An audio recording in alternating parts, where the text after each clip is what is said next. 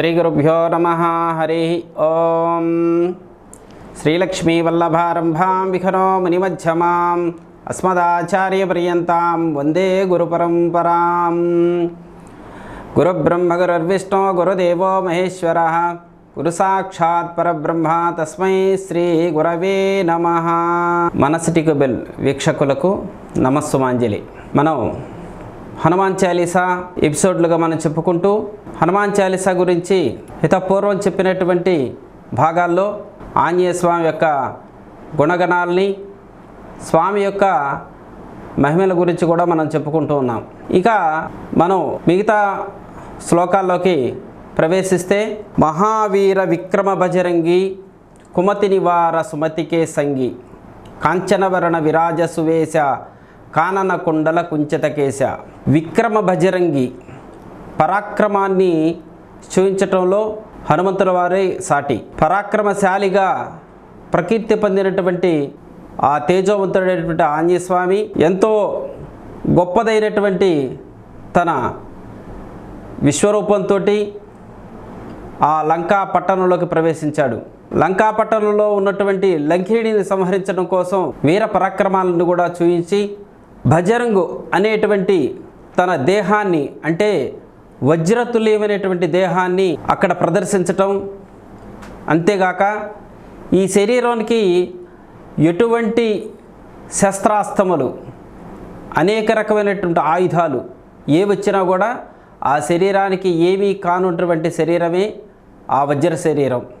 అటువంటి దివ్యమైనటువంటి శరీరం, దేదీప్యమానంగా ప్రకాశించే శరీరం, తాను ఎంత ఎదగలడో అంత ఎదిగేటువంటి అంత దివ్యమైనటువంటి శరీరం కాబట్టి వజ్రతుల్యమైనటువంటి శరీరం.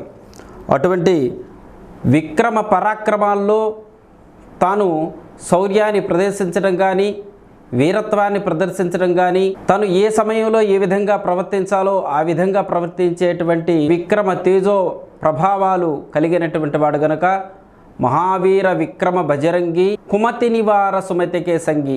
ఇంకా కుయుక్తులతోటి, మనసులో అనేక కుంచిత భావాలతోటి ఉండేటువంటి మనస్సుని, ఆ మనస్సులో కలిగేటువంటి అనేక రకమైనటువంటి ఇతరత్రమైనటువంటి భావాలు ఏవైతే వస్తుంటాయో, చెడు భావాలు అయితే వస్తుంటాయో, మనిషికి మానవత్వం కలిగేటువంటి ఏవైతే మనుగడకి విపరీతంగా తోచి ఇతరత్రుల్ని పీడించేటువంటి స్వభావం ఏవైతే ఉంటుందో అటువంటి కుమతి భావాలని తన యొక్క బుద్ధి వికాసమైనటువంటి హనుమంతుడి యొక్క దివ్యమైనటువంటి ఆ చూపుతోటి, ఆ దివ్యమైనటువంటి మనస్సుతోటి, ఆ దివ్యమైనటువంటి ఆశీస్సులతోటి వారి కుమతిని నివారణ చేస్తాడు. సుమతికే సంగి, మంచి బుద్ధిని కలిగించి వాడు మానవుని యొక్క జీవనంలో ఉండేటువంటి ఒడిదుడుకులన్నిటి కూడా ఎదుర్కొని సంఘంలో చక్కనైనటువంటి రుజుమార్గంలో ప్రవర్తించే విధంగా చేసేటువంటి విధంగా ఆ సుబుద్ధిని కలిగించేవాడు కనుక కుమతి నివార, ఆ చెడు బుద్ధిని తొలగించి మంచి బుద్ధిని కలిగించి ఈ యొక్క జీవనాన్ని గడిపించడం కోసం చేసేటువంటి ఆ హనుమంతుడి అనుగ్రహం మనకెప్పుడు కూడా కావలసిందే.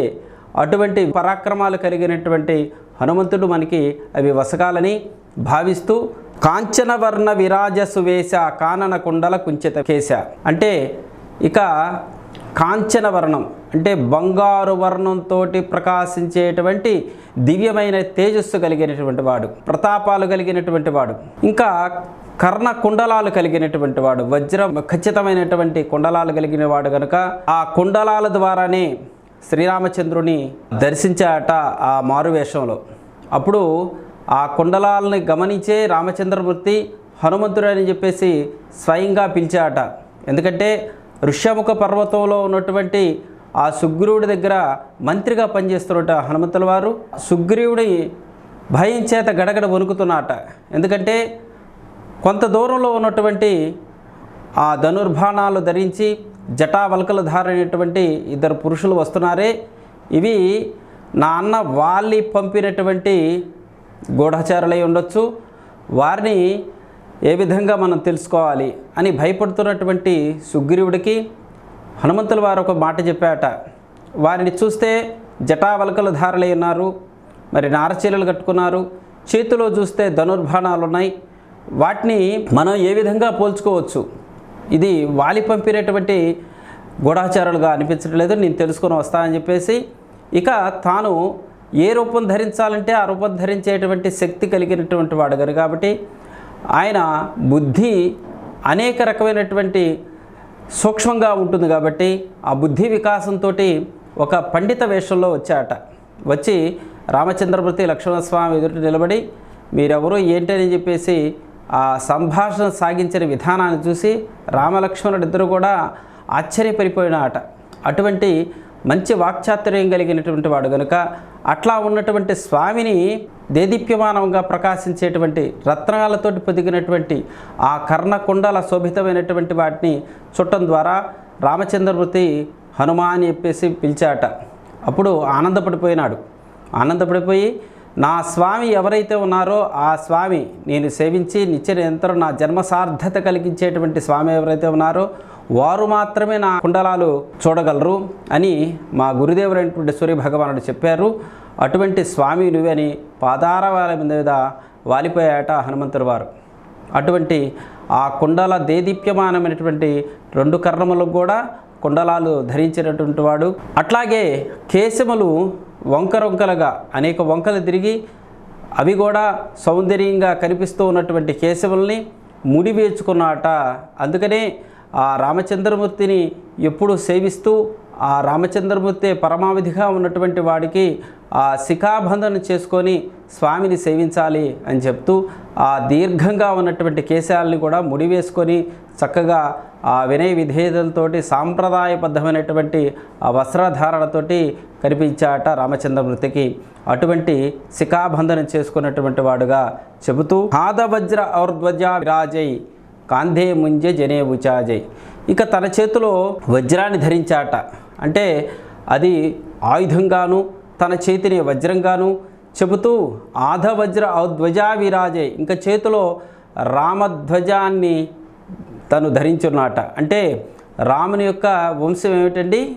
రఘువంశం కాబట్టి ఆ రఘువంశ చిహ్నమైనటువంటి సూర్య భగవానుడు ఉన్నటువంటి ఆ ధ్వజాన్ని తన చేతిలో పట్టుకొని ధ్వజా విరాజై కాంధే ముంజే జనే ఉచాజై, ఇంకా తన చేతిలో ఆ వజ్రాయుధాన్ని తన వజ్రం వంటి చేతులతోటి ఆ చేతులే వజ్రంగా భావించి అదేవిధంగా వజ్రముతో కూడినటువంటి ఆ యొక్క దండాన్ని ధరించినటువంటి వాడుగాను అట్లాగే ఆ ధ్వజాన్ని ధరించినటువంటి వాడుగాను ఉంటూ, అంతేకాకుండా కాంధే ముంజే జనే ఉచాజై, ఈ ముంజ దర్భతోటి చేసినటువంటి యొక్క దర్భ తాడును ఒకదాన్ని మెళ్ళో జంజంగా ధరించినటువంటి వాడుగా దేదీప్యమానంగా ప్రకాశించేటువంటి వాడుగా ఆదవజ్ర ధ్వజా విరాజై కాంధే ముంజే జనే ఉచాజై అని చెబుతూ తర్వాత చెప్పేటువంటి శ్లోకాన్ని మనం విశదంగా పరిశీలిస్తూ శంకర సువన కేసరి నందన తేజ ప్రతాప మహాజగవందన అని చెప్తూ శంకర తేజస్సు అంటే శివభగవాను యొక్క తేజోభావం చేత ఆవిర్భవించినటువంటి మహావీరుడుగా శివపరమాత్మే ఆంజనేయుడుగా ఆవిర్భవించాడు. అట్లా ఆంజనేయస్వామి శంకర సుతుడుగా అంటే శంకరుని తేజోప్రభావం చేత వాయుదేవుని సహాయ సంపత్తిచే అంజనాదేవికి అందించడం, అంజనాదేవి యొక్క తపస్సుకు మెచ్చి శంకరుడే ఇచ్చినటువంటి ఫలాన్ని హనుమంతుడుగా మనకి అందించటం, హనుమంతుడు శంకరుడు సువనుగా చెప్పటం, శంకరుని పుత్రుడుగా చెప్పటం అనేది గొప్ప విశేషం.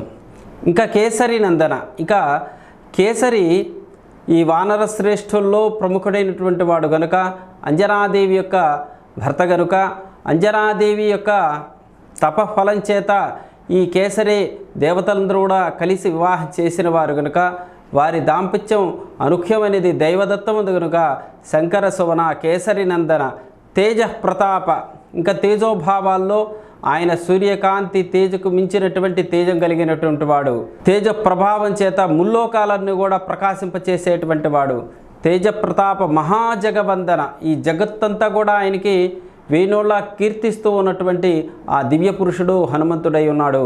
అటువంటి హనుమంతుడిని తేజ ప్రతాప మహాజగవందన విద్యావాణ గుణి అతి చాతుర, ఇంకా విద్యల్లో ఆయనకు మించినటువంటి వాడు లేదు. అటువంటి విద్యలో సూర్యభగవానుడి చేత తాను చదివినటువంటి వాడు. శంకర సువన, ఈ శంకరు యొక్క తేజో ప్రభావం చేతనే, ఈ యొక్క తేజ ప్రభావం చేతనే, శంకరుని యొక్క అనుగ్రహ ప్రభావం చేతనే, శంకరుని యొక్క ఆ దివ్యమైనటువంటి ఆ దేదీప్యమానమైనటువంటి ఆ ప్రభావం చేతనే ఈ హనుమంతుల వారు ఇన్ని విద్యల్లో రాణించటం, ఇన్ని విద్యల్లో ఆయన ఆరితేరటం, అంతేకాకుండా నవ వ్యాకరణాలన్నీ కూడా చక్కగా నేర్చుకోవటం, ఇవన్నీ కూడా జరిగింది. మహా జగవందన, ఈ లోకములన్నీ కూడా ఆయన్ని కీర్తిస్తూ, ఆయన్ని పొగుడుతూ, ఆయన్నే శరణు వేడుతున్నటువంటి పరిస్థితి ఈ విధంగా హనుమంతుడికి సహసిద్ధంగానే అబ్బినవి. అటువంటి హనుమంతుల వారిని తర్వాత శ్లోకంలో చెబుతూ, విద్యావాణ గుణి అతి చాతుర రామకాజ కరివేకో ఆతుర. విద్యలలో ఇంక చెప్పనవసరం లేదు. గుణముల్లో అమితమైనటువంటి సద్గుణ రాశి, అటువంటి గుణ సంపత్తి కలిగినటువంటి వాడు, అతి చతురత కలిగినటువంటి వాడు. అంటే ఏ సమయానికి ఏ విధంగా ప్రవర్తించాలి, ఏ విధంగా మనం ఆ యొక్క సమయ సందర్భాన్ని అనుసరిస్తూ ఏ విధంగా ప్రవర్తిస్తే అక్కడ రాణింపు జరుగుతుంది అని ఆ యొక్క వినయం కలిగినటువంటి వాడు, విచక్షణతో కూడినటువంటి ఆలోచన కలిగినటువంటి వాడు కనుకనే ఆ సమయంలో సీతాన్వేషణ సమయంలో లంకలో ప్రవేశించి లంకలో అశోకవనంలో ఉన్నటువంటి అమ్మవారి యొక్క శోకాన్ని నివారణ చేసినటువంటి వాడు. ఎందుకంటే సీతమ్మవారు ఎదురు చూసి ఇక తనకి మరణమే శరణ్యంగా ఉన్నటువంటి సమయంలో రామకథను గానం చేసి, రామకథ ద్వారా ఆ సీతాదేవి యొక్క ప్రాణ రక్షణ చేసిన వాడు కనుక అంత సూక్ష్మమైనటువంటి ఆలోచన, ఎప్పుడు ఏ విధంగా ప్రవర్తించాలనేటువంటి చాకచక్యం కలిగినటువంటి వాడు కనుక అతి చాతుర రామకాజ కరివేకో ఆతుర. ఎప్పుడు కూడా రామచంద్రమూర్తి ఈ యొక్క రుణాన్ని తీర్చుకోలేటువంటి ఒక బాంధవ్యాన్ని ఏర్పాటు చేసుకున్నటువంటి వాడు హనుమంతుడు. ఏంటంటే అందరికీ ఏదో విధంగా రామచంద్రమూర్తి ఆ యొక్క ఉపకారాన్ని ఏదో విధంగా తీర్చడం అనేది రామచంద్రమూర్తికి ఉన్నటువంటి సహజ లక్షణం. ఒక్కసారి తలిస్తే చాలు రామచంద్రమూర్తిని వెంట ఉండి వారి యొక్క కోరికలన్నీ కూడా తీస్తూ వారికి రక్షణగా ఉండేటువంటి వాడు రామచంద్రమూర్తి. అటువంటి రామచంద్రమూర్తి తాను ఎవ్వరికీ రుణపడి ఉండలేదు.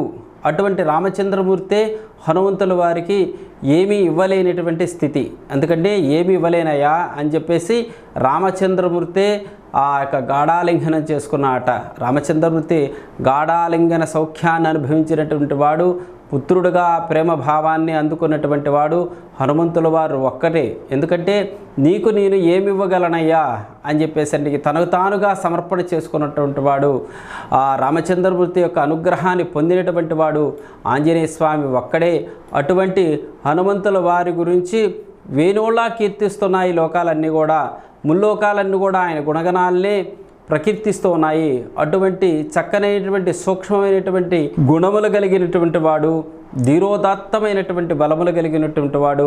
అటువంటి ఆంజనేయ స్వామిని మనసారా ధ్యానించాలి అని చెప్పేసి తర్వాత ప్రభు చరిత్ర సునివేకో రసయ రామలఖన సీతామన బసయ అని చెబుతూ, ప్రభు చరిత్ర రామచంద్ర ప్రభు చరిత్ర ఎప్పుడు కూడా నిత్య నిరంతరం కూడా తన శరీరంలో నిమిడీకృతమై ఉంటుంది.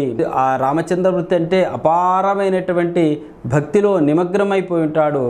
రోమములందు కూడా రామనామాన్ని తను నింపుకున్నటువంటి ఆ రామభక్త అగ్రగణ్యుడు రామచంద్రమూర్తి దివ్య నిజపాద సేవకుడైనటువంటి వాడు ఆంజనేయ స్వామి ఒక్కడే అని చెబుతూ ఆ యొక్క సీతాదేవి రామచంద్రమూర్తి యొక్క శోకాన్ని నాశనం చేసినటువంటి వాడు, వారి యొక్క బాంధవ్యాన్ని చక్కగా బలపరిచినటువంటి వాడు, వాళ్ళ బాంధవ్యాన్ని ప్రకీర్తిగా నిలిపినటువంటి వాడు కనుకనే హనుమంతుల వారిని మనం రామచంద్రమూర్తి ఎప్పుడూ కూడా తన యొక్క గాఢాలింగనాన్ని సౌఖ్యాన్ని అందించి హనుమంతుల వారిని కీర్తిస్తూ ఉంటాట రామచంద్రమూర్తి కూడా. అటువంటి గుణగణములు కలిగినటువంటి వాడు ఆంజనేయ స్వామిని చెబుతూ, సూక్ష్మ రూపధరి సేధసికావా వికట రూపధరి లంక చేరావా. ఇక తాను ధరించదలుచుకుంటే అతి సూక్ష్మమైనటువంటి స్వరూపాన్ని ధరించగలట. అటువంటి ఆ సూక్ష్మ రూపాన్ని ధరించి లంకలో ఉన్నటువంటి ఆ కోటలో ప్రదేశంలో ఉన్నటువంటి ప్రతి ఒక్క అణువును కూడా వెతికాట. తన ప్రదర్శన సూక్ష్మరూప దర్శనం చేత ఆ సూక్ష్మరూప ఆ రూపాన్నే తను ధరించినట్టు లేకపోతే ఆ వికట రూపంలో హనుమంతుల వారు కనుక పోయినట్టయితే ఎప్పుడో రాక్షసులందరూ కూడా పసిగట్టి హనుమంతుడితో యుద్ధానికి పూనుకునేవారేమో. అటువంటి స్థితి కాకుండా తన యొక్క అమితమైనటువంటి ఆలోచనతోటి, అద్భుతమైనటువంటి ఆలోచనతోటి చక్కగా ఉన్నటువంటి ఒక చిన్న పిల్లి మాదిరిగా బయలుదేరి కోటలు గోడలు ఇవన్నీ కూడా చూసి రామచంద్రమూర్తి యొక్క సీతామ్మ వారిని అన్వేషణ చేయటంలో తన శాఖచక్యాన్ని చూపినటువంటి వాడు. అట్లాగే ఇక లంకి అనేటువంటి రాక్షసి ఎదురుపడ్డప్పుడు తన వికటాట్టహాసంతో వికట రూపాన్ని ధరించి తన యొక్క మదాన్ని అడిచినటువంటి వాడు కనుక ఆ వికట రూపధి రంకజరావ భీమ రూపధరి అసుర సంహారింక అసురుల సంహరించడంలో తన యొక్క పరాక్రమాన్ని భీకరంగా చూయించి అతి బల పరాక్రమాలతోటి ఆ రాక్షసులని తుడిముత్తించినటువంటి వాడు భీమరూపధరి అసుర సంహారే రామచంద్రకే కాజ సవారి. ఇంకా ఆ రామచంద్రమూర్తి కార్యాన్ని తనే చేయాలి, తన ద్వారానే ఈ రామచంద్ర కార్యం నెరవేరుతుంది అని రామకార్యంలో నిమగ్నమైనటువంటి వాడు, రామకార్య ధురంధరుడు అటువంటి వాడు హనుమంత స్వామి.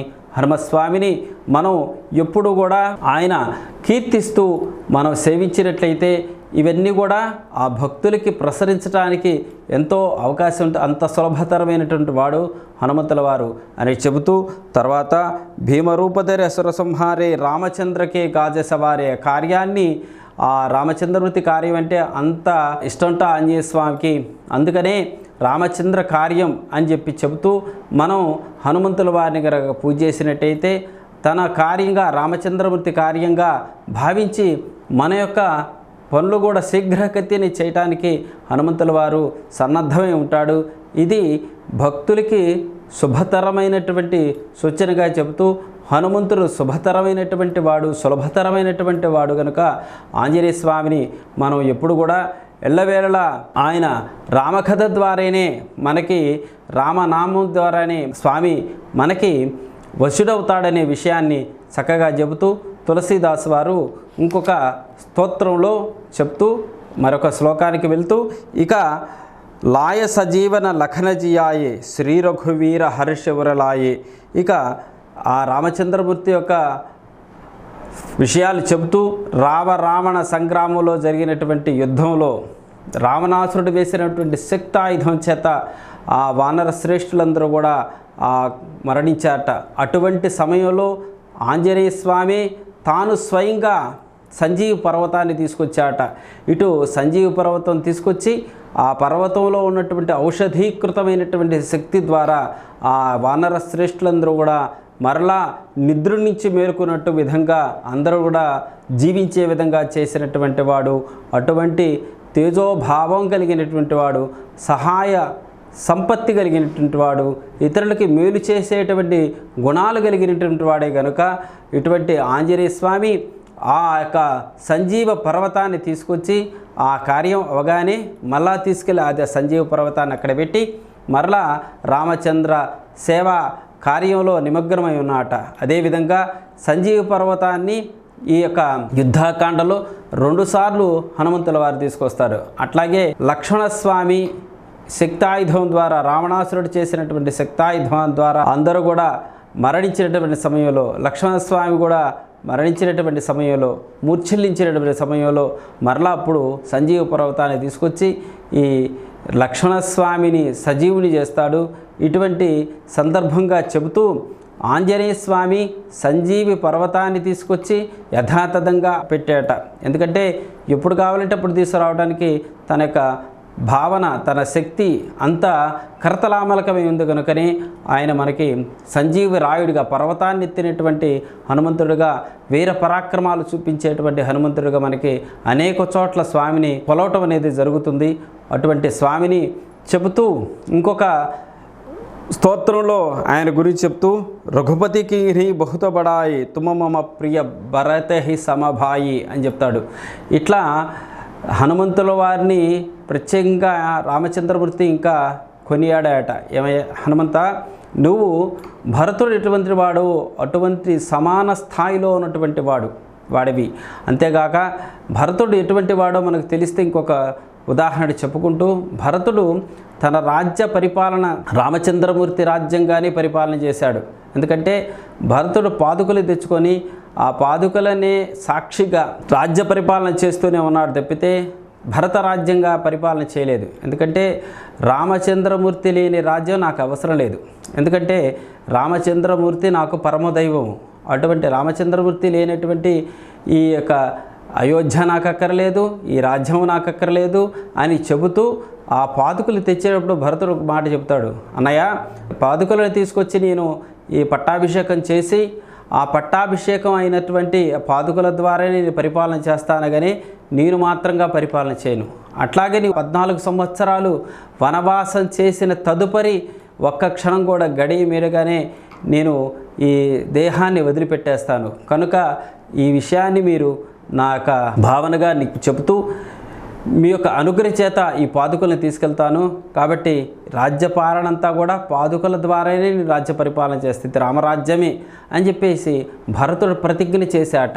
అంటే ఇక్కడ భరతుడు ఎటువంటి వాడంటే పరమ భక్తాగ్రగణ్యుడుగా రామపాద సేవా ధురంధరుడుగా ఎంత ప్రకీర్తి పొందినటువంటి వాడుగా ఆ భరతుడిని చెబుతూ భక్తిలో అగ్రగణ్య స్థానాన్ని భరతుడికి ఏ విధంగా ఇచ్చానో నువ్వు కూడా అదేవిధంగా భక్తుల్లో అగ్రగణ్యుడుగా, భరతుడంటే నా సోదరుడు శరీరం వేరైనా కూడా ఆత్మలొక్కటిగా ఉన్నటువంటి వారు మేమిరువురు కూడా అటువంటి భరతుడితోటి సమానమైనటువంటి స్థాయిలో నువ్వు ఉన్నావయ్యా, అటువంటి వాడువు గనక అని చెప్పేసి ఆ హనుమంతుల వారిని వేణోళ్ళ కీర్తిస్తాట రామచంద్రమూర్తి.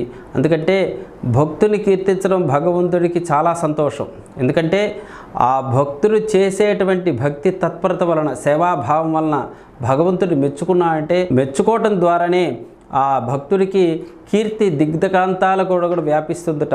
అటువంటి భక్తుడిని వేణోలా కీర్తించినటువంటి చేత రామచంద్రమూర్తి కీర్తి ఇంకా పెరిగింది తప్పితే కానీ భక్తుని కీర్తించడం వల్ల ఏమాత్రం కూడా తగ్గదు. అటువంటి హనుమంతుల వారిని రామచంద్రమూర్తి తన దివ్యమైనటువంటి మాటల ద్వారా, అద్భుతమైనటువంటి ఆలింగనం ద్వారా ఆ దేహమంతా కూడా పరమ పవిత్రమైపోయింది. రామచంద్రమూర్తి యొక్క సంపూర్ణమైనటువంటి అనుగ్రహాన్ని హనుమంతుల వారు సదా ఎప్పుడూ పొందుతూనే ఉంటాడు. రామపాద సేవా ధురంధరుడుగా ఆయన కీర్తి పొందటం జరుగుతుంది. అటువంటి హనుమంతుల వారిని మనం సేవించినట్టయితే మనకు కూడా సద్గతి కలుగుతుంది. అంతేకాకుండా రామచంద్రమూర్తి యొక్క సంపూర్ణమైనటువంటి అనుగ్రహం మనకి ఎప్పుడూ ఉంటుంది. ఎందుకంటే రామచంద్రమూర్తిని సేవ చేస్తే ఈ కలికల్మషాలన్నీ కూడా, అవరోధాలను కూడా దాటడం చాలా సులభమవుతుంది. అందుకనే రామనామం వలనే ఈ జగత్తంతా కూడా నిలబడుతుందని చెప్పడంలో హనుమంతుల వారు కీర్తి పొందినటువంటి వాడయ్యాడు. రామనామం ఎక్కడైతే ఎప్పుడు నిత్య నిరంతరం సాధన చేయబడుతుందో అటువంటి చోట హనుమంతుల వారు ఎప్పుడు కూడా సంచరిస్తూ ఉంటాట. రామాయణం ఎప్పుడు ఎల్లప్పుడూ కూడా వినడం ద్వారా, చదవటం ద్వారా, ప్రసంగాల ద్వారా ఆ ప్రదేశం అంతా కూడా సస్యశ్యామలం అవుతుంది, సుభిక్షంగా విరాజిల్లుతుంది. అటువంటి ప్రదేశాల్లో ఆ భక్తుల్ని ఎప్పుడు కూడా వెన్నుంటి రక్షించటంలో హనుమంతుల వారి కీలకమైన పాత్ర వహిస్తాడని చెప్తూ, నేను లేకపోయినా నా రామాయణాన్ని ఎప్పుడు కూడా ఎక్కడైతే కీర్తించబడుతుందో అటువంటి చోట నువ్వు చిరంజీవిగా ఉంటావని చెప్పేసి హనుమంతుల వారిని ఆశీర్వదించాట రామచంద్రమూర్తి.